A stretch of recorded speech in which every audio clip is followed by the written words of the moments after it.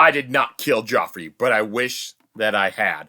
Watching your bastard die gave me more relief than 1,000 lying whores. I wish I was the monster you think I am. I wish I had enough poison for the whole pack of you. I would gladly give my life to watch you all swallow it. I will not give my life for Joffrey's murder, and I know I'll get no justice here, so I will let the gods decide my fate. I demand to listen to the newest episode of Cosmere Chronicles, the podcast where we follow two first-time readers, Sheta and Justin, who chronicle their journey through Brandon Sanderson's Cosmere series. On today's episode, we'll be chronicling Mistborn, the Well of Ascension, chapters 6 to 11. And now, let's throw it over to the host of Cosmere Chronicles. This is Joe! Why, thank you, Joe.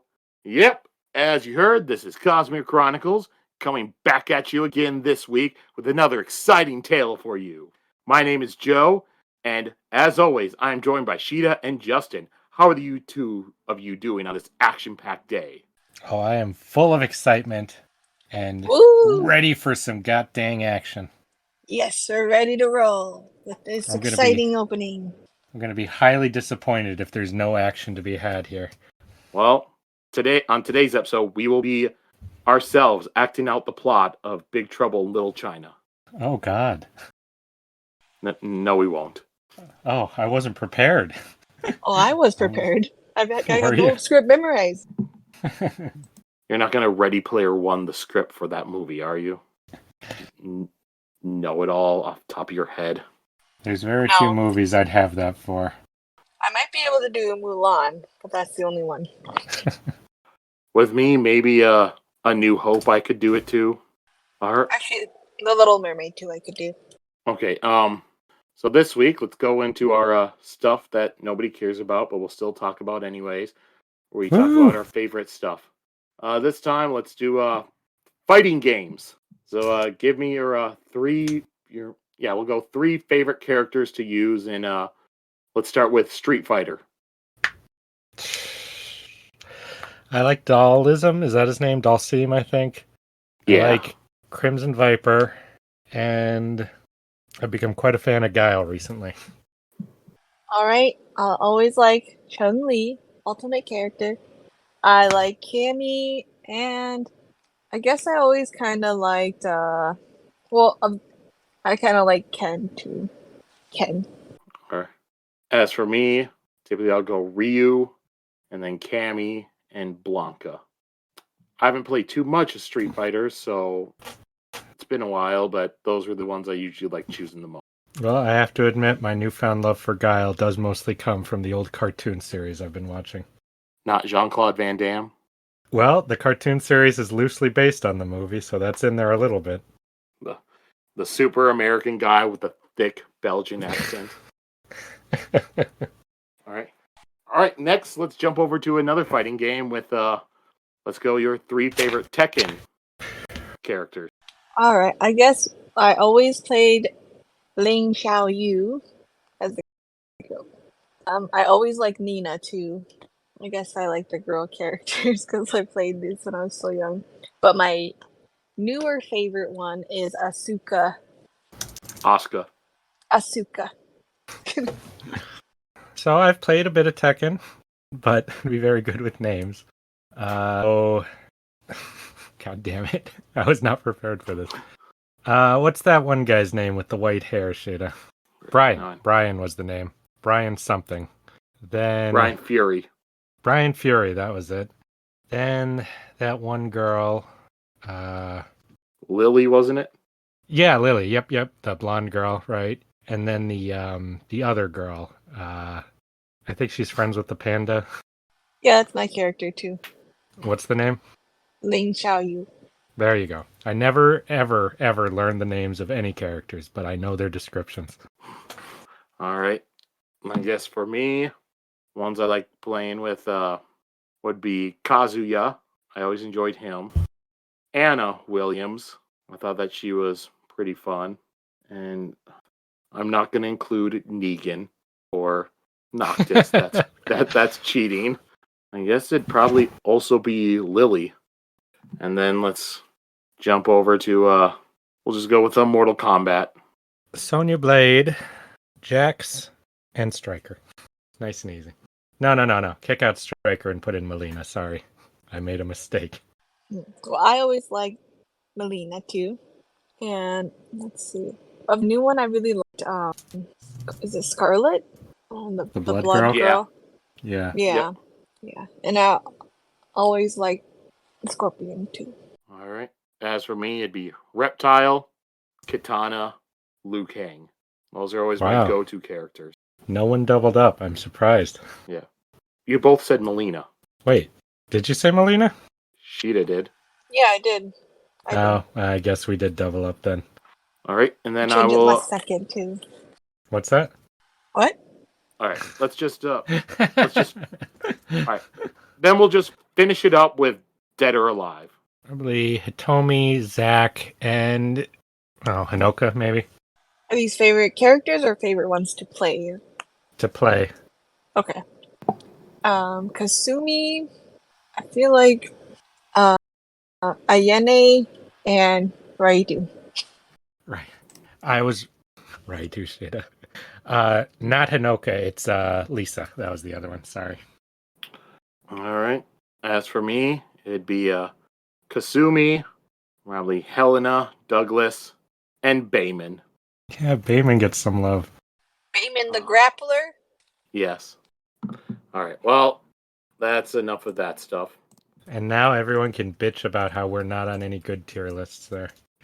All right. So now we'll go back into Well of Ascension, and let's start off with a recap of last week's chapters. It's Sheta's turn. Go think, Jen. Oh no. Okay. Hold on. I hate when I go to my notes and I don't really have good notes. Alright. Last week we just started this book, right? I think it is a couple years after the last book ended. Elend is king. Vin is kind of like Elend's bodyguard and girlfriend. And the old crew is kind of like trying to run the kingdom while Elend's father is trying to come and take the throne from him. And also all these assassins keep coming after him and unknown forces trying to take down their hold. There is a mysterious watcher who is kind of stalking Vin, who is also a Mistborn, I think, we assume, because of his powers that he's revealed. Osir, the shape-changer, is serving Vin now and kind of like trying to be of service. And they're kind of clashing. And Vin won't marry Elend, even though he's asked her. There's a new copper aluminum alloy, Duralium, that is further mysterious. Okay, I think that's it, right? Yeah, pretty much. Oh wait, well we forgot that Osir. Wait, did we get to that part? She gave him a dog body. Yes, gave him a dog body. Now Osir, the shape-changer, is a dog, and it's cute. It's not cute. It's a massive wolfhound. That's What's job not was to cute? hunt down and attack people. What's cuter than that? Cats. Cats are cuter. Oh yeah, Joe hates dogs. Yes, I forget. Joe's not a dog person. I don't hate them. I just dislike some of them. It's because of their occupation. All right, so we'll give you a point of inspiration for that. Woohoo! All right, so this week we read chapters 6 through 11, which finishes off part 1 of this book. So quickly, how'd you two like it? I liked it. We're getting to see more of how it is now with some of the other characters. Yeah, I like moving out of some of the recaps on how, different magic stuff works and getting into the plot and stuff. Oh yeah, yep, that's true too. Well, we'll get into talking about this chapter 6. We'll start off with this epigraph. I write this record now, pounding it into a metal slab because I'm afraid. Afraid for myself, yes, I admit to being human. If Alendi does return from the Well of Ascension, I am certain that my death will be one of his first objectives. He is not an evil man, but he is a ruthless one. That is, I think, a product of what he has been through. We'll go in, chapter begins, and, because last chapter ended with Vin and, Ham going to go spar and Ellen watching. So this one begins with them sparring and Ellen is watching. Then Yeah, Clubs, I was surprised by that. Yep, and then Clubs joins him and he watches and he says that he's betting on Vin to win. And we learn that Clubs is Ellen's general, and Clubs says that Straff's army is currently resting, but the attack will come by the end of the week. And then another person also arrives to bet on Vin. And Ellen doesn't recognize him at first, but it is Spook, who is wearing an army uniform and a fake beard. Cute. Yep, and then Spook explains that, he's been in the city for a few days, but he wanted to take a break before going back to work. Because he expected that if they knew he was there, they would send him off on another mission, but he wants to be in the city, in case Straff decides to attack. That way he can be in the battle and not feel left out. I imagine Spook looks like Hank Venture with the little fake goatee. Like he's Russian Guyovich. Yeah, I can see it. Yeah. Yep, and Spook tells them that he has heard words spreading, that Luthadel has the ATM. He knows that these are being planted by somebody. And then Ellen asks Spook if he knows where Breeze is, but Spook doesn't have any idea. And in the little sparring match, Vin manages to defeat Ham. And so she goes up, she joins all the others, and she brings them all drinks. She also makes fun of Spook's beard. And then after Spook and Clubs force Ellen to pay because they bet, for Vin, Ellen gets annoyed with Ellen that he bet against her. And the group kind of joke about how Vin has killed her romantic competition in the past. It's dark stuff to joke about, Jesus. Yeah, it's like, gee, that's pretty dark.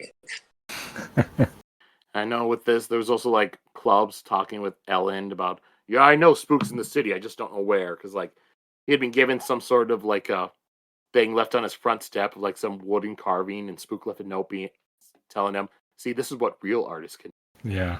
Spook's getting a lot of attitude now. I know, And- he's changed a lot. And he can talk completely normally. Yes, he's learned to. So then later on in the evening, Vin and Ellen go back to their rooms where Orseer has finished his wolfhound body. And he has also given himself a voice box and can talk. The way he described that was so as creepy as we were theorizing it being last time. Yeah, he's starting to feel like a thing from the Thing movie. Yeah. Yeah, He's really starting creepy. to feel that way. He was always that way. It's it looks like a dog, but it is not a dog. Yeah. It's really creepy. The way he talks about his flesh not being like what we think it is, it's so creepy. I even wonder now if Brandon Sanderson was inspired by the Thing for the... I thought that way back with the Mystic? Mist Wraith. That's what they were called, right? Yeah. Yeah. Yeah. That or some Lovecraft stuff. Or what are they officially called again in here?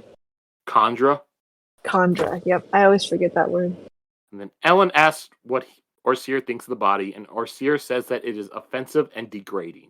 But he'll still wear it, though, because he would die before breaking the contract. And, Vin sighs and tells Orseer that they will be spending more time together in the future. That's the end of the chapter. You forgot the part where Spook got hot. Like he got way taller and he seems to have come into his own body.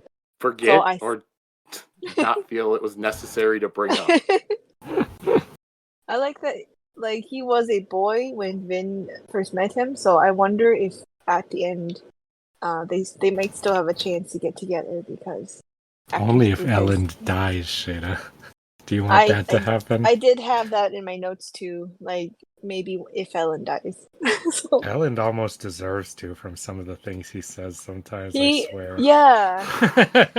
I know. He's hopeless. Like, you are just asking for it, man. You got all these people trying to watch him save his life, and he keeps running into freaking trains and stuff. He's just protecting a baby. Are you saying that Ellen is like the bad AI that you have to protect in an escort mission? Yeah.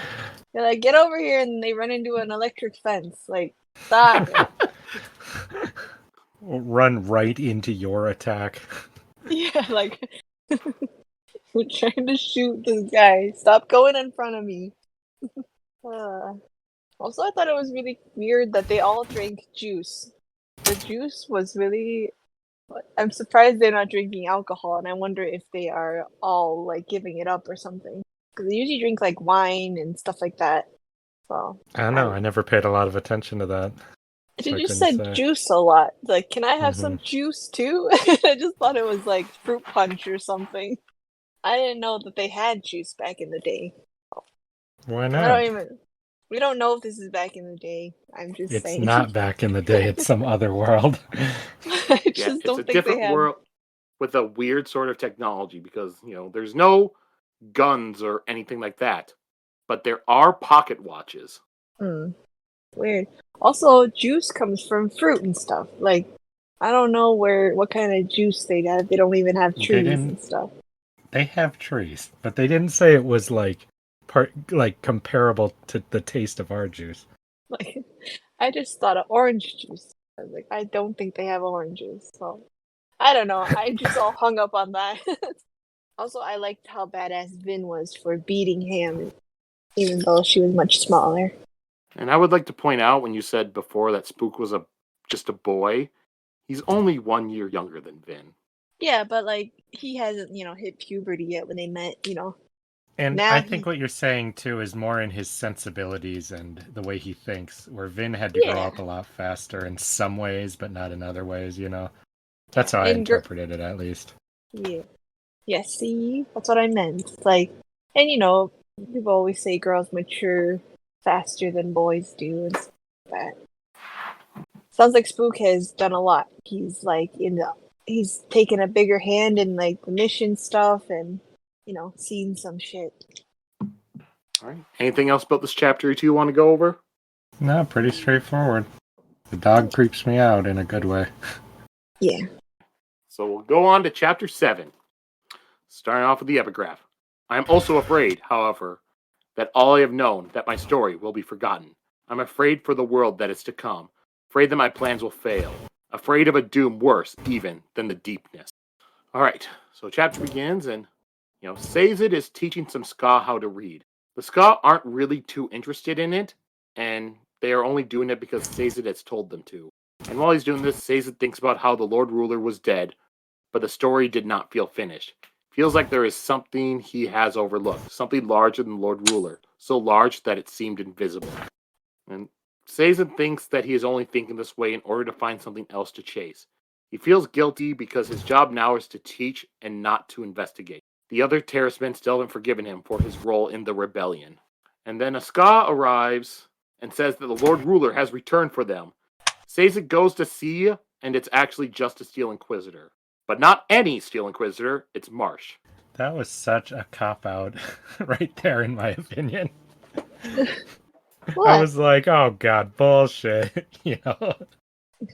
Does it really count as a cop-out when it's like one paragraph later? That's what I mean, just one paragraph of, oh my god, not that I actually thought it was, but then, Like and a it little cheap. was, just Marsh walked in. Like a cheap commercial break cut, Like a CW one where you're like, Yeah. oh my god, it's a okay. No. Oh, it's just him, Yeah, it was. It's funny. And so Marsh tells Sazed that he was hard to track down and that he needs to come with him. And Marsh's voice has gotten more gravelly. When Sazed protests and says he has work to do, Marsh says that it's unimportant and that the conventicle of Saren is empty. The conventicle is a ministry stronghold where inquisitors and obligators had retreated after the Lord Ruler's fall. And then Marsh says that he needs Sazed just in case he needs his help if his brethren discover him. And Sazed notes how Marsh called the other inquisitors his brethren. And Marsh points out that the mists are coming out in the day and that it is not over. The Lord Ruler was merely a delay, and now that he is gone, they have little time remaining. They need to investigate the conventicle while they have a chance. Sazed goes to the villagers and explains to them what's going on and that he will leave that night. So right here, since they're going to be going to the conventicle of Saren, this is where we learn that this book actually ties in with Mass Effect. I was just thinking that. What? Oh my god, the deepness is the Reapers. Holy shit. That'd be pretty crazy. That would be pretty stupid, I think. That it actually makes a lot of sense. Does it? Yeah. We already said the deep. We already compared the deepness to like Cthulhu type stuff, you know. So does the Reapers, like old gods.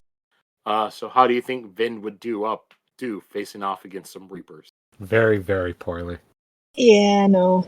Though I have to say, her ability to block people influencing her emotions, I wonder if that would be able to hold up against indoctrination. That's my one question. I know how it would help her. In the end. But now, how would Vin do if she was facing just Saren? You could beat him. I don't know. He's a specter, Sheta. In this story, Vin would also become a specter. I think this may be the stupidest and most unanswerable who would win question I've ever heard. I literally cannot compare the two. Put on the who would win Reddit. That one will be downvoted to oblivion. All right. Anyways, back to the actual chapter. Anything else you two want to discuss with it? This one was very short. I really like how Marsh talks now. I'm scared of Marsh. I wonder how much of his humanity will stay at the end. Like, he sounds like he's slowly becoming more machine than man. Yeah, I wonder. I like how everything he just, like, why'd you say that? Because it is true, or something incorrect. Like, just he is talking quite robotically, which is really interesting. Mm-hmm. To Sazed of all people, who is an android, Well, no, but... Okay, I'll stop at that. Well, I do like, I like them two interacting, though. This is my favorite team up so far. Mm-hmm. Sazed and Marsh. Yeah, I hope Marsh isn't turning evil and he's just getting weird, because I like this personality that they're using here. Mm-hmm. Yeah. As long as his core self is still in there, he won't turn evil, but if that... I don't know. I doubt it. It's been proven time and time again that computer brains are anti-human. So, But he doesn't have a computer brain. I mean, not by computer brain, I mean logically ran brains. So you're anti-Vulcan? Well, that's the thing. Is he logically run? Because if he's just going to be logical, he's going to be fine. But if he's got something in him where he's like becoming colder, and more how the Inquisitors they smile and stuff, so they have feelings.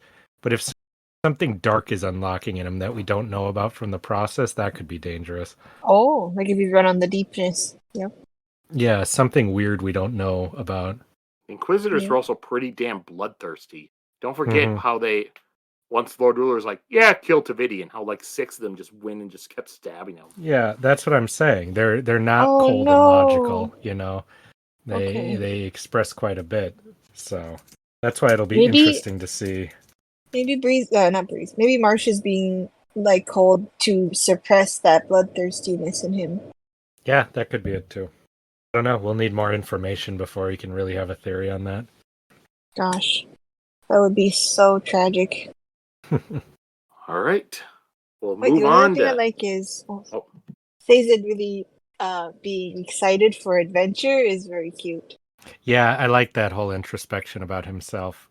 How he's like, everyone thinks he's so boring, but to him he's like, no, I'm thirsting for the adventure of going over there instead of being over here, Yeah. Well, it makes you think what the other terrorists are like. Because like the crew, I'll just see him like, hey, he's just kind of boring, stoic. While the other terrorists are like, man, that crazy wild child over there says it. Yeah, that part's so funny. Oh, he kind of reminded me of Bilbo Baggins at that point, a little bit. Because for being an oddball among his people, Just for wanting to go do something. Yeah, thirsting for more than the comforts or what you're supposed to do and stuff like that. Okay, so we'll go on to chapter 8. All right, so epigraph. It all comes back to poor Alendi. I feel bad for him and for all the things he has been forced to endure, for what he has been forced to become. All right, and then chapter. So it begins with Vince jumping through the city, and she's surprised to find that Orseer is able to follow her. She tries harder to lose him just to see if he can keep up, and he is still able to follow her up onto a roof. And Orsier points out that he may have been hasty on his judgment of these bones. The senses are very keen, which made it easier for him to follow her in the dark. And Vin thinks about how he can be useful and wonders why she is so determined to leave him behind. But then she thinks that he ate Kelsier. She's got to get over that. Could you? I think in the end she's actually going to think fondly of it. Like, Kelsier will always be a part of Orsier, Oh, God. and therefore with her. I think she'll learn to trust him immediately as his contract runs out and he betrays her completely, That's awful. Yeah. But more likely he's going to come to learn to like her, by what I've seen of this writing style. All right, so then Vin sees the Watcher, so she drops her belt with like the metal vials and stuff, and she chases him through the city. They have a quick little fight in a square before he takes off again. And Vin thinks she sees a smile on his face and she herself is also enjoying the thrill of the chase. And then, she finds that the Watcher hides inside a building, and Vin is able to pierce his copper cloud in order to find him.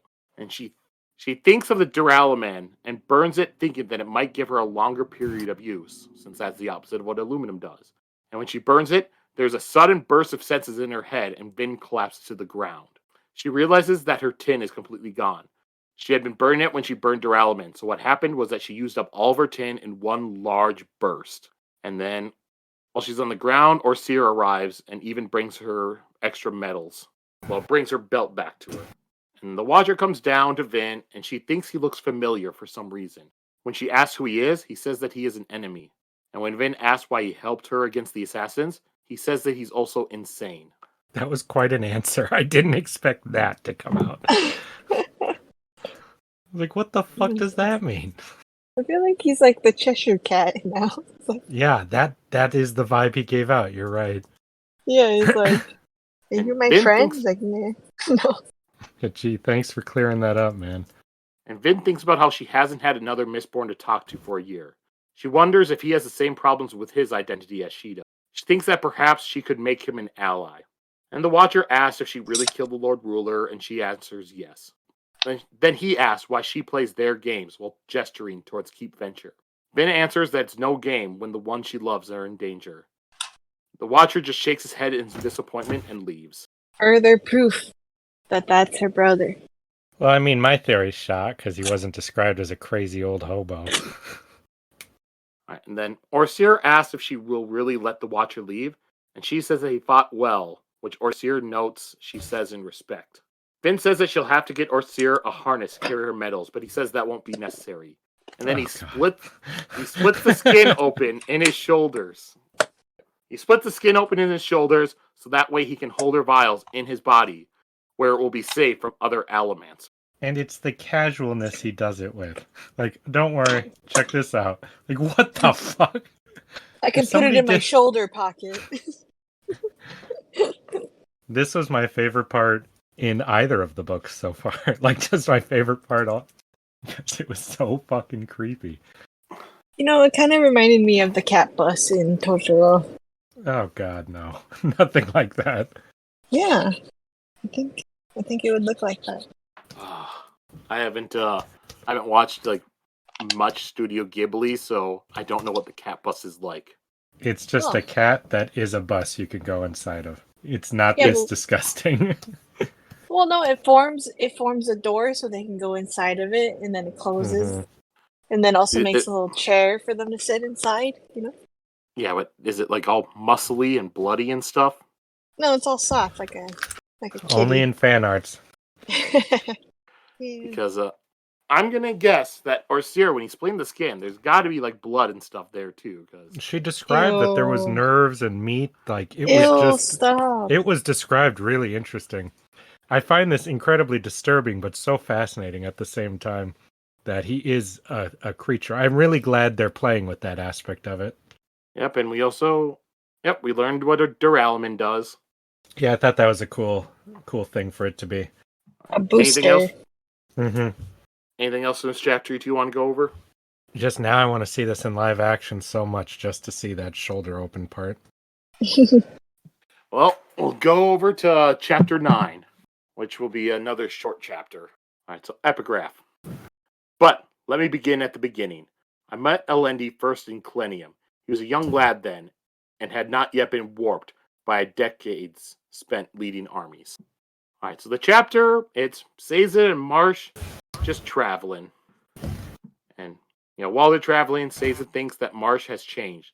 He is harder than he used to. Most of the others had found Marsh's change discomforting, but Sazed had tried to stay friendly with Marsh. Marsh says that Sazed should be in Luthadel because they need him there. Sazed replies that the rest of the Final Empire need him, but Marsh says that he needs to be in Luthadel for what will soon happen in the Central Dominance. Marsh also asks if Sazed's friends need help, and Sazed thinks about how he had promised Kelsier that he would protect Vin. Sazed says that he has sent help to them. Marsh says that isn't good enough, and that the things happening in Luthadel are too important to ignore. Marsh says that Sazed will return to Luthadel after they are finished, and Sazed thinks that Marsh is right. He'll return to Luthadel and become a rebel once more. Yeah, just "you will return" is so blunt, which I'm really liking. Yeah, I think it's sad that we're finally getting to know Marsh a little bit, but he's not even what he used to be, anyways. It's like a weird He thing. was always a little more blunt, like Sazed was thinking. It's That's not true. completely out of character, but it is weird. That's true. We did see him talk to Vin a bit, and he was exactly the same, basically. So. Well, no, I wouldn't say exactly the same. Exactly the same.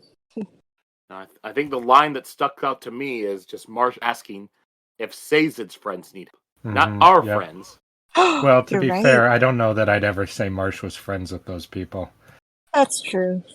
I think that is, but I also think he was trying to appeal to Sazed a little bit. No, there's something wrong with him for sure, but they wouldn't take so much time to point all this out if there wasn't something fucked up with him that we don't know about. Just whether it's going to be something he's got a handle on or something that's going to come to be a detriment, I wonder. I mean, what if he's saying, things are going to be bad. I and the Steel Inquisitors that are left are going to try to kill you all, And he's just trying to warn him. True.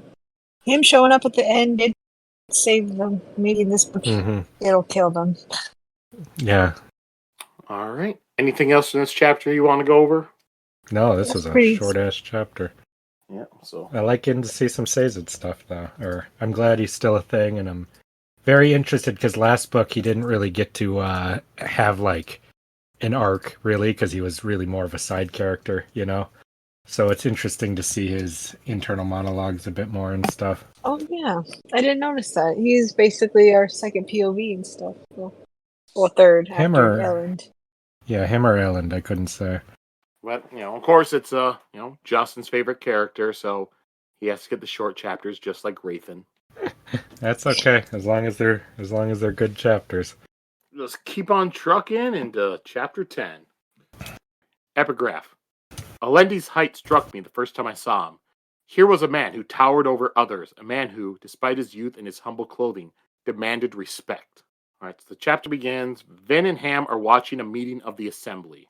And the assembly, it consists of 8 nobles, 8 ska, and 8 merchants. And Vin doesn't like the assembly because it takes away power from Elend, and that he tries too hard to make everyone happy. Elend gives his speech to the assembly about how they are a new nation, and the new rights that they all have. They cannot give that up now. He says that they need to give him time to parley with Straff and not give over the city. While he is giving his speech, Vin looks at some obligators in the room and is upset that Elend has allowed them to stay in the city and continue their teachings. And they don't help with the administration or bureaucracy of the city. And then after Elend finishes his speech, the assembly break into an argument about what to do, and Elend loses control of them. And they're arguing about just random stuff like, what about food and prices and all that? Nothing to do with his argument. And then after the assemblies finish arguing about stuff, a lot of them look over at Lord Penrod. And he believes that giving up the city is inevitable, but he will agree with Elend's proposal simply because giving up the city now would play their hand too soon. And the meeting continues on, and the assembly argue about, and so after he says that, the assembly vote on it, and they agree to Elend's proposal. And then the meeting continues on. The assembly argue about other stuff, which Elend then joins in on the arguing. This part was all very painful to me because I'm like, Elend, you're not good at this. You have no idea what you're doing. you are. It's painful to see he is a bad king, you know, or at least at this part of things. Yeah. We finally see his chops, his politics chops, and they're not there. Like, he Not at all. likes all these things in theory and stuff like that and on paper, like, but he has no idea how to do it. It was so Like- fascinating to watch. What was the name? The Penrod? noble who, Penrod, yeah. Penrod. He knew exactly what to say to get his goal met. You know, he was like, "This is what you say. This is how you appeal to everybody." You know. A little bit later, he explains his reasoning of why he did that, and even Ellen had no idea why.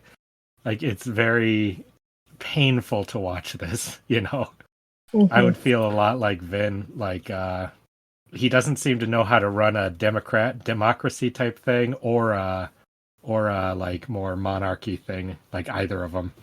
This in between thing is not going to work for the city, I think. And it showed like he wasn't that strong of a leader when he just went in with the crowd too and just started like being part of the rabble instead of like. Yeah, he's not above it all. They don't have like a decider, you know, like yeah. That is not a good leader. Yeah, it's interesting to see Vin's noticing these things and thinking about them. But I like how ruthless Vin is when she's like the I always forget, obligators, right? That she would have just had them all executed. I thought that was funny. And I'm like, well, I can't say you're wrong. Even if I personally, you know, don't believe in that, purely logical, you know. I wouldn't let him be part of this, though. You know, like even I would at least like have him jailed and put away for, you know. Yeah, but that, yeah, I don't know. What kind of stuff have they seen? You know, like it just shows that Ellen was part. He had a foot in the other world, but they're still here. You know. The other part of it, I was wondering how Justin felt. 'Cause remember, he complained about the merchants being the ruling party in Elantris is the fact that the assembly has equal parts nobles, ska, and merchants. It's different here, at least, because it's not just the merchants. You know, the merchants just have a say. It's interesting how much power merchants are going to have, though, in this system. Like, more than I think people like Elend are realizing. Like, the different factions, what their powers are, you know. Like, it pointed out how the ska, who are craftsmen, are going to become a lot more powerful, you know. And what power the nobles have left, which is strange that they even have any left at this point, you know. It's just, I think it's all going to explode around him. I don't think in this situation you can have this many people have this much say in what's going on, especially when you're under siege. I'm really, really curious where Brandon Sanderson's going to go with the politics of this. All right, so then after the assembly's over, Ellen thanks Penrod for his support. But Penrod tells him that he didn't do it for Elend. He wanted to make sure that the merchant named Phylan didn't give over the city to Straff before they could guarantee some promises about their rights to their titles. That was so sad to hear him say, just out loud and straightforward. Like, boy, we're going to lose. I just want to make sure that I keep the lifestyle I have, you know. And then Vin walks over to Elend, and she is suspicious of a woman that was watching the assembly. It's a Terrace woman. And Vin's suspicious because all Terrace have come to see Vin when they first arrived in Luthadel, but this one never did. And Ellen says that Vin is just being paranoid, and if she honestly believes that a Terrace woman is here to kill him. God damn it, Ellen. God damn it, Ellen. I'm getting so sick of this. Yeah, I'm like, why do you still keep thinking like this? How many times have you tried to, like, almost been assassinated? I'm like, I believe it from his lifestyle that he just does not seem to have a grasp over the depths people will go to for power and stuff, you know, even among his own people, you know. Yeah. And then Ellen thinks about how the city is currently in over its head. He thinks they just needs more time to figure this out. There has to be a way to fight. And then one of Clubs' messengers come in, and Ellen worries that Straff's army has begun its attack. Instead, the messenger tells him that a second army has arrived. And that's the end of that chapter. I really like seeing, you know, the nobles that stayed around who aren't, because that guy, Penrod, it wasn't Penrod, was it? That is, yeah. Penrod. P-E-N. Penrod, that sounds a lot better. It was really interesting, that character, because they said that he never really spoke derogatorily about ska, but he's not portrayed as like a good heroic guy. He seems to be just what would pass as not pure evil from the nobility. So I really like getting to see that perspective of a character, because as much noble stuff as there was in the last book, besides Straff, I don't feel like we really saw that much of it, right? Yeah, we saw like the lower nobility, not the higher nobility. So I enjoyed getting to see what they're like. Yeah, I think the highest nobility we saw would have been Straff, and then we also saw like Elend and some of his friends because they were also in like they were also part of the great houses. Mm-hmm. I like seeing the guys at the top. I would love to see a character like this, what they're like while the Lord Ruler's in charge and the executions are happening. See how they feel about that stuff. Be very interesting. Anything else about this chapter you two want to go over? I don't think so. All right. Well, we'll go on to chapter 11. All right, so epigraph. Oddly, it was Alendi's simple ingenuousness that first led me to befriend him. I employed him as an assistant during his first months in the Grand City. All right, so chapter begins, and Elend and some of the other people, they're up on the wall, and Elend is hopeful that the new army is friendly, but Club says that they aren't, and that they fly Set's banner. And they're watching the army when Vin sees that someone is riding away from Set's army on horseback. And she says that it is Breeze and that he is being chased by 24 archers on horseback. That surprised the shit out of me. I don't think I've ever seen Breeze move much in the previous book, right? Like, I was like, what is he, Captain Jack Sparrow? Like, yeah. making an entrance, oh, heads up. So Vin decides to go out to save him, and she launches herself, while using duralumin. So that pushes her so much farther than she should be able to. And she launches pretty much like a mile out. And as she's coming down, an archer fires an arrow right as Vin lands, and she pushes the arrow back so it breaks throughout the entire shaft of the arrow and right into his forehead. And Vin is fighting and keeping the archers away as Breeze escapes.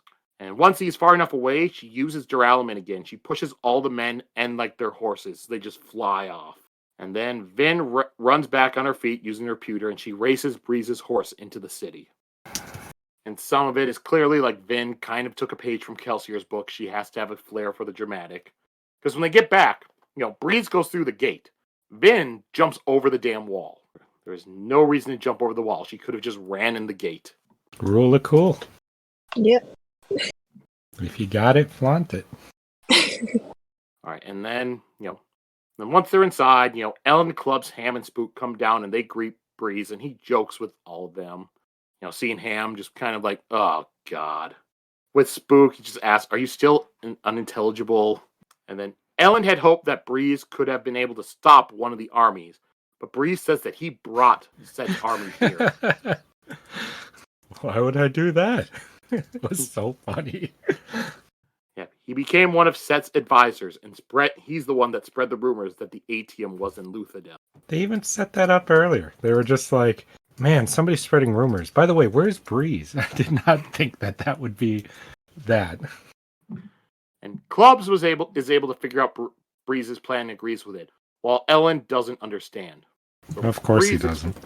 So Breeze explains that by bringing in a third army, now Ellen, being the weakest of the three, has the strongest negotiating position. Set and Straff won't risk attacking the city because it would leave them weaker to the other one.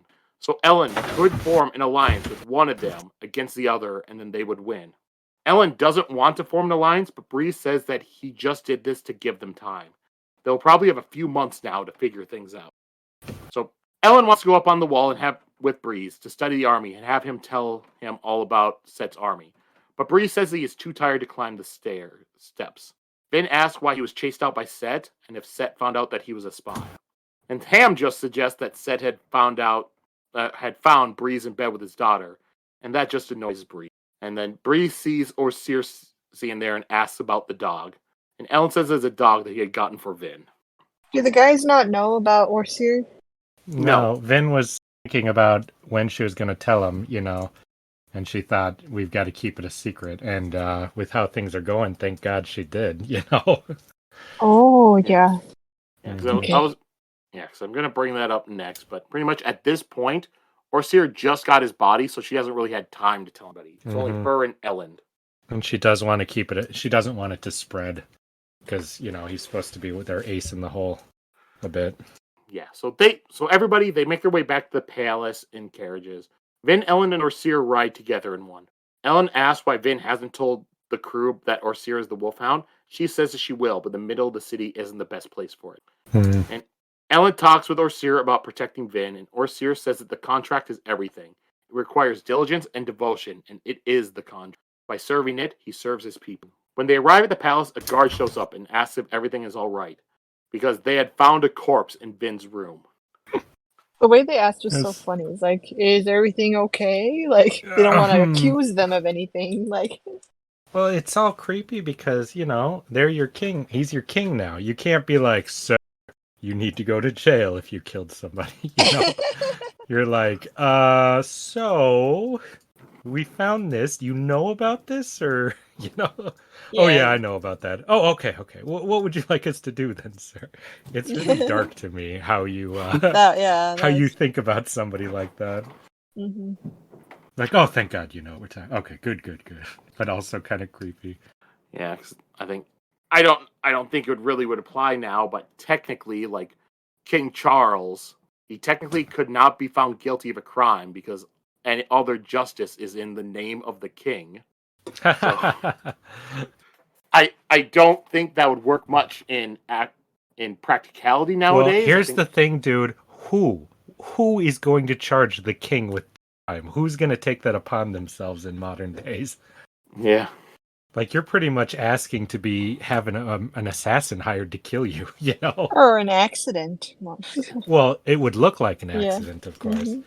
But also, Charles and like William, they really are not the type to be like out there murdering people.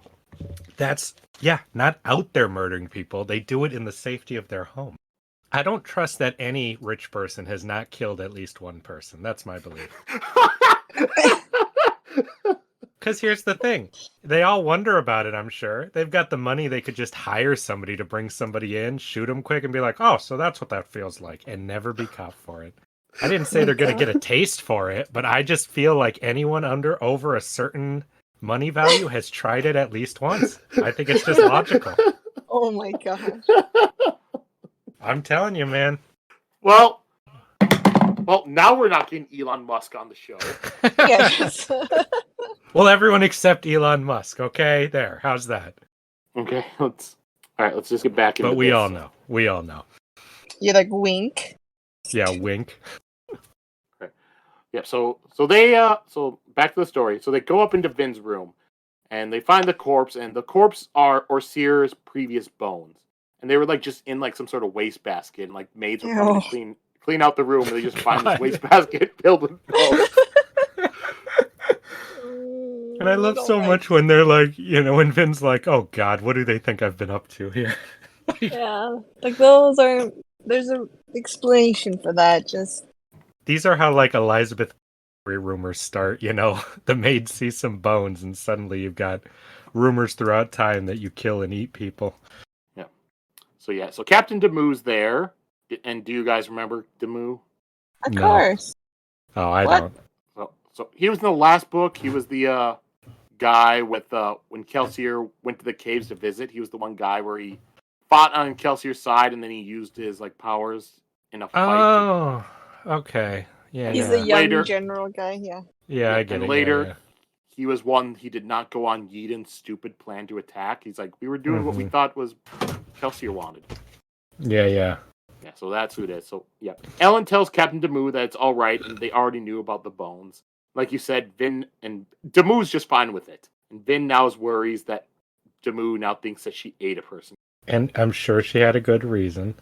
And then next, Demu asked if they want him to also get rid of the second body as well. That was funny. That was so scary. Did I forget something? Yeah, of course. What kind of moments? So Demu brings them to a second set of bones that were well hidden in a visitor's room. And Ellen excuses Demu. Orsir checks out the bones and explains they're left over from a different Khandra and that they have only been there for a few hours. So now a member of the palace's staff has been killed and is being impersonated by a Khandra. Yeah, Jesus. I hate And- these kind of stories. They're so scary. And that's to why me. it's good that she didn't tell him about their Khandra. Yeah, so Finn thinks that if a spy wanted to get into Ellen's closed meetings, then they would need to replace an important person. And she has been with Ellen and Orsier for the last few hours ever since the assembly. And the city was in chaos after the Second Army arrived, though. Messengers had trouble finding Ham, and she still doesn't know where Doxson is. She hadn't seen Clubs until he joined them up on the wall, and Spook was the last person to arrive. Finn looks at the bones and realizes that there's a good chance that someone from Kelsier's crew was now an imposter. Yeah, and my first thought was we just got a internal monologue chapter from Elend too, to just completely outrule him in case we have any conspiracies, you know. So I thought that was interesting. Mhm. Because the idea that it could be one of our beloved friends is very horrifying. I don't like Walking it. around opening their shoulders up all creepy. Yeah, and sadly has killed one of our friends. Yep. Like, who is dead? I'm so sad. And I think it's funny because I'm like, well, test the bones. I'm like, oh, wait, that's not their bones. That's the previous bones, you know? So you can't even figure out, like, what gender they are or anything or their size. It could be anybody. Yep. Yep, and that is also the end of part 1. Anything else from this chapter you two want to go over? I was gonna say that we know of one other Khandra who is active, and that is Ellen's father's Khandra. So I bet he sent him in. Could be. I like how he asked if they could be some old bones from that, too. And, like, no. Huh? Oh, yeah. Yeah, he Mm. did bring him up. Creepy. Yeah, for all we know, that guy didn't, or the old Khandra didn't even leave that house. You know? Personally, I don't Let know me if they look. would have brought it up if it was going to be that. But then they could have brought it up just because it is that. Either way, it It doesn't just matter. makes sense. What matters is that Ham is a Khandra, Sheta. No! Gosh, I hope it's not Spook. I would be so sad. It's not going to be Spook. If it's one of Mhm. our beloved characters, you know, it could be Spook because he just did a bunch of work to get us to like him right now. So it really could be. They're really good at impersonating, so they get every aspect of them. Even his love for Ben. Mm-hmm. There we go. So, yep. So, chapter 28 of the last book. That's where, you had the Venture Khandra named Tensu. Mm-hmm.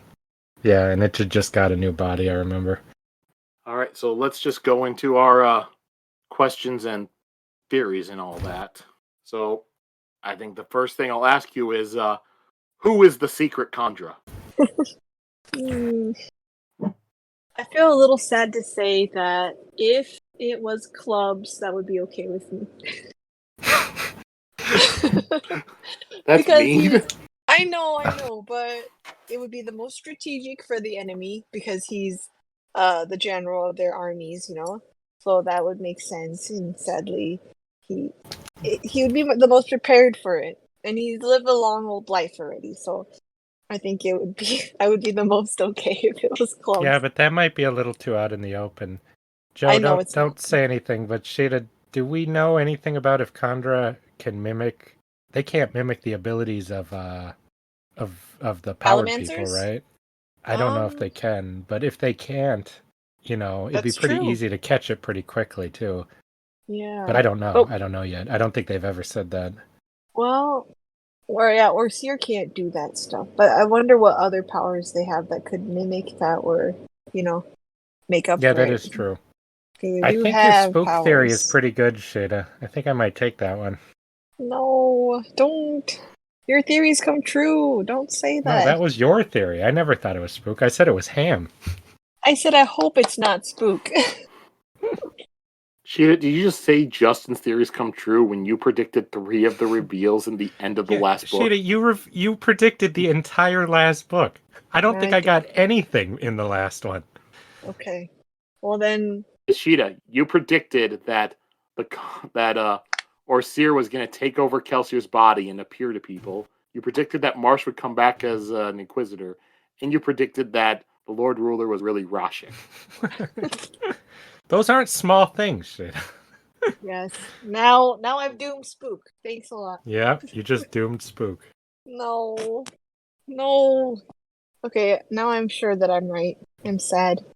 It could be Spook because they just made us like him. It could be Ham because they just gave him a whole part where they fought and he's always likable. I doubt it's Breeze. I feel like clubs or Dachshund would be kind of a cop-out, personally. It can't be Breeze anyways. Breeze wasn't in the city. Okay, yeah, duh. Yeah, I feel like clubs or Dachshund would be a cop-out, personally. But if I it's think so, Ham, too. and they just had that part where, I mean, he even said, man, your jibes aren't as good as they used to be, you know? So, could be something there. No, it's spooks. No, I don't think so. Because that also would be kind of a cop-out, you know? I think Ham would be the most painful one. Yeah, it would be. Because of the family and the wife. Well, I just mean his relationship to Vin and how I assume most readers feel about the character, because he's a pretty likable guy. He's very friendly, so yeah, that would be sad. But Otherwise, I would think it was Elend, if he didn't have that POV chapter. It would be sad if it was Dachshund, too, because him and Ellen are not getting along. And it would be sad if he died. It really could be any other character, too. It's not necessarily any of them. No, it's gonna be Spook, Justin. I don't think so. I don't stand by that theory. I'm standing by Ham, even though that would make me the most sad. Justin, you've been saying Ham was going to die for the last, book. Yeah. Yeah. And he is. He is going to die. He has the most to lose by dying. If everyone else died, it'd be like, oh, that's a shame, but whatever, you know. They're old, they're That's alone. why I think it's obviously not going to be Ham, because he's got you. He's like, oh yeah, I bet you think it'll be Ham. This writer is not nice, so I don't know. That's why it's going to be Spook. Sheta, you are the only person in the world who has a huge attachment to Spook. It's not true. Everyone else probably thinks like I do. Oh, hey, it's Spook. Yeah, good old Spook. You know what? Not I'm like, gonna not find Spook. I'm gonna find my people. Comment if you love Spook too, and hope he is not the Condra. So sad. Okay. Next question. I don't want to think about it. All right. So next we'll go to what are Sazed and Marsh going to find at the conventicle of Saren? You know, I have half a mind that Marsh is just bringing him into a trap to get rid of, you know, the keepers, you know. That's awful. That would be so scary. Okay, so remind me again, that is where what is?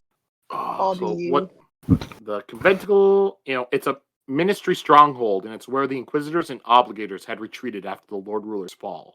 But now Marsh says that it's empty, so he's bringing Sazed there to search it. Okay. So they're going to look for clues, supposedly? I don't like your theory, Justin. Well, that's not actually a theory. That's just my worry. It's got to be something cool, because we're bringing Sazed over there. Yeah. So something horrifying or fucked up. Why did Marsh want Sazed to help? Because he has powers, or? Oh, he just said that he needed his help. And to be fair, everybody else is in Luthadel, which is currently under siege. Maybe they'll find a clue and just keep tracking them, that they're all migrating somewhere. I have no idea. Or the deepness called on all Inquisitors to reach out and bring all keepers there so it could absorb all of their power that's stored up. Stop. That's my theory now. That's the same theory. And Marsh is trying to warn him by saying you should be in Luthadel, you know. But the power is overtaking him. That's my based on virtually nothing theory. You know what? I'm scared to make theories now because they keep coming true. They don't all come true, Sheta. Do we need to remind you of time-traveling Spook? That hasn't been disproven yet. Mm-hmm. We got 3 books.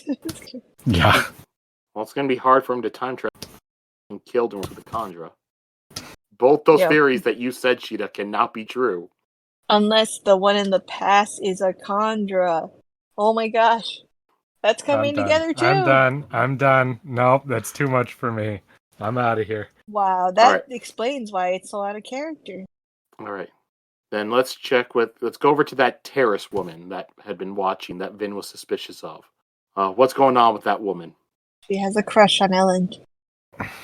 Oh no. Yeah, it's either nothing or she's part of some or it's something. Yeah, I guess that's about all I've got, which isn't very good.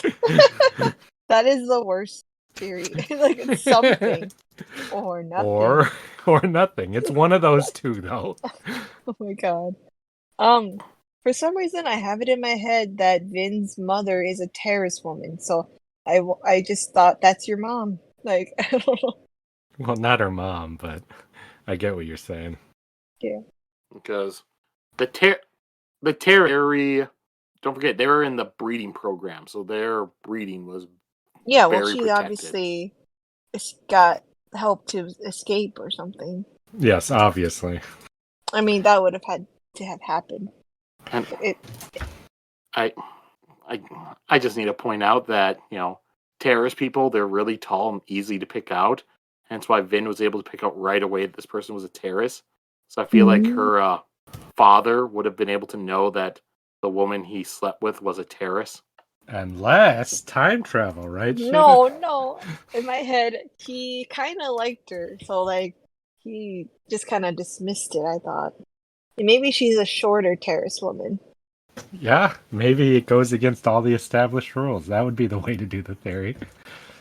But Vin was able to tell right away that she was. Yeah. Well, Vin's smart. We're trying to say, Sheta, that theory is bumpkus. Or Joe's trying to lead me astray. Yep, that's it. I'll just tell you, that's not Vin's mom. Spoilers! His mom was a ska. Alright. My other theory is that Sazed's mom. Okay, bye, Sheta. You kicked off the podcast. Okay. All right, so we are done with part 1 of the book. So I'll do the usual thing. I will ask you two, how is this book going to go? What's going to be the plot for the rest of it? The two armies are amassed. They're going to try to deal with that. You're going to have all this political intrigue and stuff, Sazed's going to go to the place, learn about something, but it's going to be too late to warn everybody. And then the Mists, because they're alive or something, are just going to obliterate both of the armies and turn them all into zombie mist wraiths. And now they'll have to deal with that. He'll be able to get a message to them just in time for them to stop it from affecting the entire city, though, or something to that regard. But the deepness is going to destroy both those armies. I feel like that is just what's going to happen. You came up with that really quick, Justin. Well, that's what I think is going to happen. I don't have That's what I any thought theories before like this that. book even started. I guess you've been waiting for the deepness to attack. Well, since something's book going to one. happen with it for sure. Because of what the Lord Ruler said about holding it back, Though I don't think that's going to happen until like the end of the book somewhere. I do think a war is going to break out, though, because there has to be some fighting, I think it's going to be, one of those things where it helps and hurts them at the same time. I have this crazy idea that I feel I should just keep and write my own book based on it. I don't want to say it because it's pretty You gotta cool. say it. That's what the listeners are here for. Then if it Okay. doesn't come true, you can use it to advertise your solo book. All Like, right. did you think that would have been a better book? Read this. Instead, just go here and read my book. Mm-hmm. Well, okay. So we have two armies converging on them. Now, we also have like a third army with the deepness and that kind of dimension or world that they live in attacking on that front. And who is fighting on that side for our team? Kelsier. He's there. He's alive. And so Vin will have to be fighting with that too. I still can't get it out of my head that Kelsier will return in some magical way, just like you're saying, Sheta. I probably sound like such a little kid. You're like, he's still alive. He's gonna help. No, I can't get it out of my head. I just feel like that's going to happen. He's too even strong if of a there's character. no evidence. Yeah, but I could see it going both ways. The way it's written, our cast, our plots are strong enough it could continue without him, But at the same time, I can't help it too, shit. I'm saying. Okay, good. So you never know when there's magic shit, Yeah, so I just imagine a portal opening and having Mist come out and fight, like as a, kind of like a battle 5 armies kind of thing, but with 3 armies. Oh yeah, I forgot the Mist is already said to be eating or killing people, right? Like that's the rumors happening out there. Mm-hmm. Yeah. Forgot about that. Yep. I definitely think the mist is not our friend. Or it is our friend. And something else is not. One of the two. I'm kind So of either feeling. something or nothing. Oh Again. yeah, good one.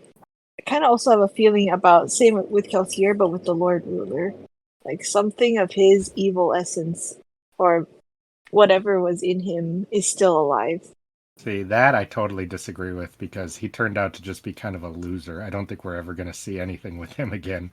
Really? But he was such a big deal. Yeah, but the character wasn't a big deal. His presence was a big deal. The character was super lame. He was just some imposter Oh yeah, guy. not It didn't not really that matter. guy. Like I don't know. Oh, you I mean guess the hero? The hero guy? Mhm. Alendi? Yeah. Yeah. That I could see. If they're going to do the Kelsier thing you're saying, I could see that. If Mhm. not, it'll just be backstory stuff. It's really hard to say at this point. All right. Any other theories or predictions or anything either two of you want to throw out there? I just feel like Ellen's not going to survive for very much longer. He certainly doesn't deserve to, that's for sure. Well, what will happen with Vin? How will she react if Ellen dies? She'll kill the whole army on her own. Yeah. She might become a new Lord Ruler. That actually could happen. You see the way Yeah. she thinks, you know? Yes. She's quite dark, you know? I'm sensing not- an Anakin type beginning here.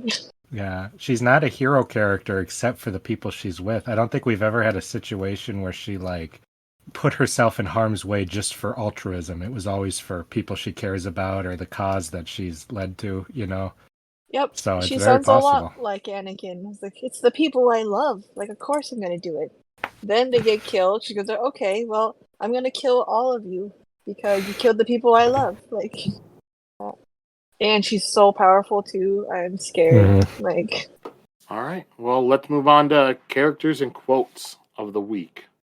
My character was hard because, you know, every few parts I was like, oh, it's this character, it's this character. But in the end, it's Breeze because he brought in an entire other army. It turned out this whole time he was just amassing an army for this super crazy plan that nobody knew about, that he just took it upon himself to do. And that was just so great to me. I didn't know he was that kind of guy who would go that far.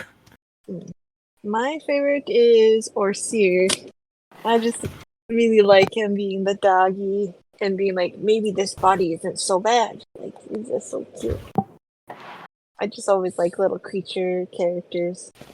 Oh, I'm glad he's getting a bigger role. There was no question in my mind that Orseer was going to be your favorite, Sheta. Really? It was Yay. just, of course it's going to be him. There's no question about it. Yeah. My character is actually Marsh. I feel like him showing up and the Huh. creepiness he's giving off is just very interesting. Mm-hmm. Both makes you wonder about what's going on, and also you have a little bit of fear about what Sazed is getting into. Mm-hmm. I certainly do. Yeah, he didn't really seem like an old friend when he showed up. So No. you're kind of like not even sure he's on our side or human. And then let's go into quotes. My quote this week is not particularly deep. It just made me laugh. Which was... It's just when Breeze gets back, and then he mumbles to Elend, so isn't anyone going to send for a carriage to drive me back to the palace? I've been soothing you ungrateful lot for the better part of 5 minutes, looking as tired and pathetic as I can, and not one of you has had the good graces to pity me. It just made me laugh when he said that. I can't believe he said that. Or he did that. Yeah. That sounds so funny though. Like, oh, I'm so tired. Like, oh, a Like carriage would be really nice. Like, just ask. Like, Well, it's just funny because his whole character is he tries to have people do things without being explicit about it, you know? So it's really funny to have him very tiredly point that out. oh my gosh, he's weird for wanting that specifically. Yeah, and I think he's also being a little sarcastic too, you know? Good humor. I'm surprised he didn't show up and immediately just ask for a glass of wine. My quote is pretty kind of the same. It's like a character moment too. All right, so it's right after Vin and Ham have been sparring and stuff, and then Ellen and Vin are kind of talking and flirting a little bit about how he bet against her and stuff. But then Ellen leans over to kiss Vin and stuff like that. They're being kind of, and then let's see, Vin is still regarding Ellen with dissatisfaction. "I'd be careful, Ellen," Ham said with a chuckle. "She can hit pretty hard." Ellen nodded. "I should know better than to antagonize her when there are weapons laying about, huh?" "Tell me about it," Ham said. Vin sniffed at that comment, rounding the railing so she could stand next to Ellen. He put his arm around her, and as he did, he caught a bare flash of envy in Spook's eyes. Ellen suspected that the boy had a crush on Vin for some time, but well, Ellen couldn't really blame him for that. Spook shook his head. "I've got to find myself a woman." That Like, he just says it's that so, there is funny. yeah, it's so cartoony, and I didn't ever think he would like girls like that. He shows that he's at that age of like talking like that, like he's all grown up already. And that's what he says when he feels a little jealous too. I think it's cute. All right, yep. Mine must be a short in Vin's chase with the Watcher. All right, so he was good, far better than any Mistborn she had known or faced, save perhaps here. But she'd grown greatly in skill since she'd sparred with the Survivor. Could this newcomer be even better? The thought thrilled her. She'd always considered Kel's paradigm allomantic ability, and it was easy to forget that he'd had his powers for only a couple years before the collapse. That's the same amount of time that I've been training, Vin realized as she landed in a cramped street. Yeah, I just like the thought of her just realizing that she's had her Mistborn powers and has been training with them the same amount of time that Kelsier had. Yeah, that is really interesting. That Just didn't how- really catch me when I read it the first time. But yeah. And how she's thinking, like, she always pictured him just so good, but this other guy could be better, and herself now could be better than what Kelsier was. Mhm. Yep, I'm really so that's- disappointed that. Oh, I didn't say this in the theories, but I'm really disappointed that I really think that this guy's gonna end up being Vin's brother instead of a new suitor. He's not, Sheta. I think it is. I wish it would be just another like cool guy that Vin could just maybe dating potential, but it's not. No. It's gonna be your brother. No, it's not. Wait, Justin, are you saying it's not Green or it's not a new suitor? Either. Then why would it be here? Like excite Vin in this way. Why you know? is any other character here? Well, somebody who can teach her more. Because that's something she does need, because there's a lot More of stuff about- they don't know about Allomancy. There's a lot more of stuff about love that she's... too, Justin? Okay, I won't finish talking then, Sheta, since Sorry- that's the priority there. Sorry. No, I'm good. I'm done. We talked about what really mattered there, Sheta. Yes. Who's had the most correct theories so far, Justin? Mm-hmm. I think it would be cute if it was Reen because he can teach her about allomancy, and she can teach him about the things that she's learned about making friends and trusting people. So we'll go over next week's chapters. So next week we'll be reading 5 chapters. So chapters 12 through 16. And so 12 through 16. Now, before we dive into plugs, we've had a couple different comments and reviews and stuff like that to go. Ooh. Woohoo! So start off with a comment that was put onto Spotify, onto one of the Spotify episodes. Oh, a Spotify comment. Fancy. So this one looks like it would be the chapters 31 through 34, Final Empire. So the Kelsier death one. Oh, So this- no. So this is from Nin Bannon. Sheta, that time I think her crack ship tendencies are irksome enough to drive me away. Her ability to correctly predict the plot twist changes my mind. And then in parentheses, I hate shipping. A lot of people do. Sheta, you should be wary. Okay, I'm sorry. I'll only do it when it's correct. How about that, huh? I will say, I find the shipping stuff hilarious, whether it's correct ones or just insanely wrong ones. I always find it interesting to hear other people's thoughts on the shippings, even if I disagree. It is funny, Sheta, to have that balance between asinine shipping comments that nobody wants to hear and spot on theorizing that take a lot of paying attention to the text to get. I'm So, just well rounded. How about something that would make somebody have zero respect for you as a reader and full respect for you as a reader. That's quite funny. Now I'll have to say, for me, I fully understand what Nin is talking about the whole, because I listen to plenty of first-time read-through podcasts, whether Cosmere, Wheel of Time, Song of Ice and Fire, One Piece, all sorts of that, and I'll always be listening, and someone will be saying some sort of theory or interpretation or how they feel about certain characters, and I will just so disagree with them and get upset. And then they'll say something else that I completely agree with. It's like, all right, yeah, never mind. Just the whole hearing the differences and stuff and just going between, I don't like what this person's saying, to I fully agree with this person. Yeah. All right. And then we've had a couple comments on YouTube. Oh, YouTube. First one was another one on that same episode, the chapters 31 to 34. Yeah, I bet. Jesus. By Alcalde946. It was very cool to have Nick join the podcast. Thank you, as always, for another great episode. Yeah, I felt Nick added a good amount to that podcast. Wait, did Nick come join during the Kelsier episode then? Yeah. It was the one where he died, yep. Oh my gosh.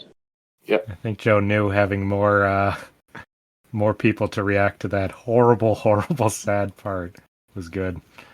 All right, and the next one, this one is from the earlier episodes of Final Empire.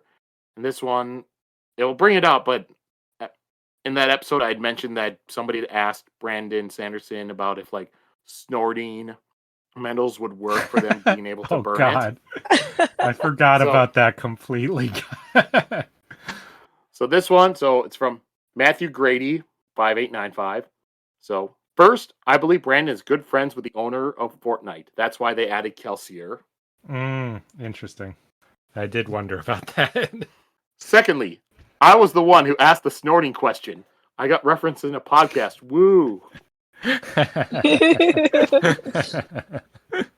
Asking the important questions. And third, this one to Sheta. A. Kelsier and Vin is a no. Father-daughter dynamic only. Way too old for her.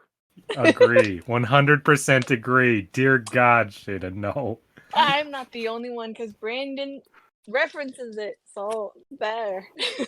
To shut down people like you. Yeah, I know, but just saying, I'm not the only one who thought it. Oh, God. And then B, you'd best keep an open mind for my boy Breeze. Because that episode is where he first got introduced and Sheta kept saying he was creepy. Oh. I'm sure Breeze has won you over by now, Sheta, yeah? Well, I don't think he's a creep in the way I was fearing he was going to be. He's just They kind of explicitly said he wasn't in this chapter, which I thought was interesting. Oh, how so? Well, they said that, even though he has this power, he doesn't really, use it to get women and stuff. It's not something he really thinks about too much. He's too self-centered for that. Well, that's the theory. All right. And then you finishes with you and have a nice day. Oh, thank you. Thanks. Yeah. Very well now. All right. And Matthew comments on, I guess, going through all our episodes, so comments on some of our other episodes as well. All right. So this one, Matthew Grady. So this one, chapter 16 through 18 of Final Empire. So this one, Sheta had said I had to go listen to it. She had said a theory about Sazed and Lord Renew. How she thought that Sazed had mind manipulation powers and changed Renew's memories. So that way he thought that he wanted to help the Scout Rebellion. Why are you laughing, Justin? I have no memory of that theory, and it seems so stupid now. To listen to that when you've already read the book, I bet you're like, what the fuck are you talking about? Go on. Sorry. All right, so first of all, her theory about Sazed and Renew is utterly disgusting and exactly why I love hearing new readers' theories. Oh, God, no. Secondly, didn't Frodo write the whole Kipper flipping trilogy and world? And then this next one was, next part of his comment has to do with that was also the episode where Sheta brought up the time traveling spook theory. Oh my god, no. Then Justin's response was, and now all our readers have thrown down their earbuds in disgust. So then Matthew says, I'm the listener that threw his earbuds down. Haha. But I picked them back up too. That's good. Oh god, no. That was And then one more comment on chapters 22 through 25. Same thing, Matthew Grady. Just quoting one thing one of us said. It was cute to watch Ben's heart be broken. Jeez, ha ha ha ha. Oh god, who said that? Tell me it wasn't me. I don't know. I think it was you, Justin. I I feel like that's something you would say. Now they're gonna comment and be like, "No, it was you, Sheta." Oh, it could be Sheta. The word "cute" seems more like a. Oh no, it was I me. think either way, whoever said it, it means more like you see a lot about the character in moments that endear them to the reader. I think that would be the way it was said. Either way, out of context, that sure sounds bad. Jesus. It was just that she's going through a lot. She fell in love and now she's learning. Mm-hmm. All right. So that's what we've gotten. And so if people want to add more, then just put comments in. You'll be able to hear us react to them. But right now, let's go into the full plugs. So you two plug away as you. Plug. If you want to read comics or look at various arts, follow Profanity Beaver, on Instagram, X, DeviantArt, and probably another one. Any of those. And you will see those things. I guarantee it. Justin, we don't call it X here. No, you don't call it X. You call it Key, a most ancient letter. I never knew it when it was Twitter, so I don't have that attachment to it most people have. However, you've all heard my thoughts on rich people here. Yeah. You can factor that in as well. All right.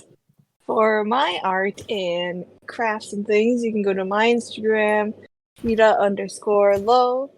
And then for my costumes, cosplays, outfits, and thoughts on things like going to see Wolverine, Deadpool, you can go to my other Instagram, Mermaid Machete. About the podcast, if you want to, like I said, if you want to hear Justin Sheta react to comments and just want to talk to us, you can leave comments on, YouTube videos, Cosmic Chronicles on YouTube, or I know Spotify has comments on individual video or individual episodes. You can leave that. You can, if you want to respond to us on Twitter, you can do that, or Key, a most ancient letter, as it's now known. At Cosmicron, CosmeChron. If you want to leave a longer message, you can email us, cosmicchronicles@gmail.com. And then if you want to leave us a review, give us, a good rating on wherever you listen to the podcast today, go ahead and do that. But only if it's a good one. I like how you add that in. Yeah.